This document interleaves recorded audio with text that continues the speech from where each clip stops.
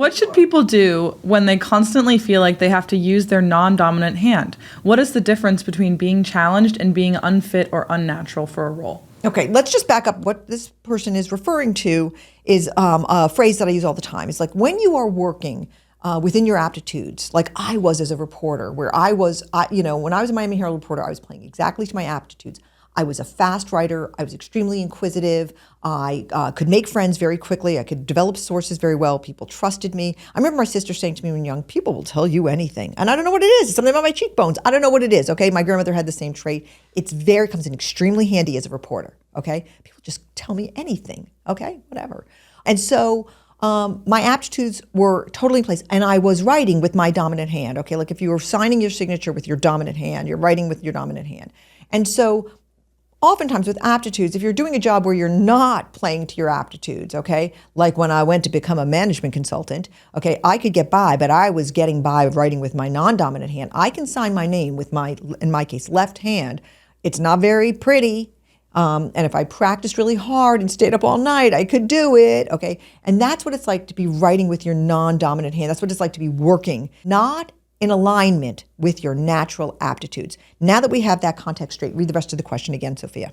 What should people do when they constantly have to use their non-dominant hand? What is the difference between being challenged and being unfit or unnatural? Okay, great. All right, so now I understand and I can sort of answer this question more fully, is that here's a person who's constantly working in a role, it sounds like, or a job where they're not playing to their aptitudes. So let's just say this person ended up, by hook or crook, because of identity issues or because of opportunity issues, becoming a nurse, okay? Because there's a gigantic demand for nurse, and it used to be very hard to get into nursing school, okay? Very, very hard, almost as hard as getting into medical school.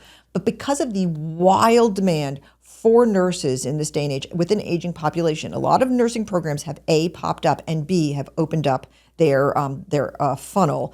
And people who previously could not go to nursing school because of their aptitudes are getting into nursing school. And guess what? They're graduating and they're getting RNs. And then they're going out into the workforce. And the reason why this is top of mind, I just wrote about a story about this in my book, so this is why I'm thinking about nursing, is a person who became a nurse with very limited aptitudes to become a nurse. And then, because of the demand, ended up in a very big teaching hospital in Philadelphia, where there were actually, killer nurses who are incredibly talented, okay, the sort of, the chest-thumping nurses whose aptitudes are off the charts, who could have been doctors, okay, if they decided to make different life choices. And those are the nurses in these big teaching hospitals. And in comes this influx of new nurses, some of whom's aptitudes are not as heightened as the the nurses from a previous generation who had to have different aptitudes.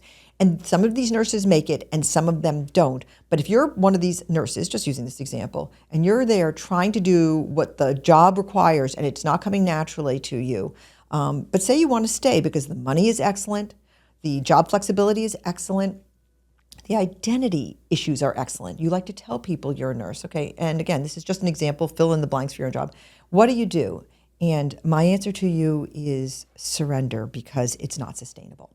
It's not sustainable. Long term, to work in a world where you are writing with your non-dominant hand, where you are working against your aptitudes, it's going to wear you out. And when the economy contracts or when they have to lay people off, you're going to be the first to go because everyone else knows about your aptitudes misalignment. And so I would say it might be very painful, and you may be in a role that you love for a lot of different reasons, but I would start the transition over to work that is a match with your aptitudes. If you don't know what your aptitudes are, there's excellent testing. The one I like is U-Science. It does cost about $40 to take. It's very important information to get about yourself, so it's a worthwhile investment in yourself. When my book comes out, keep on mentioning it. When it comes out, I actually have a aptitudes test that involves no money whatsoever, where I sort of describe how you can figure out your aptitudes just by asking yourself some questions. That's coming. That's coming. But I don't have it for you now. So I would say if you can get the $40 together, take that U-Science test. I have no skin in that game. uscience.com. They should pay me for how much business I've thrown them, but they don't. But I think they're very good. Good luck to you, and I love you.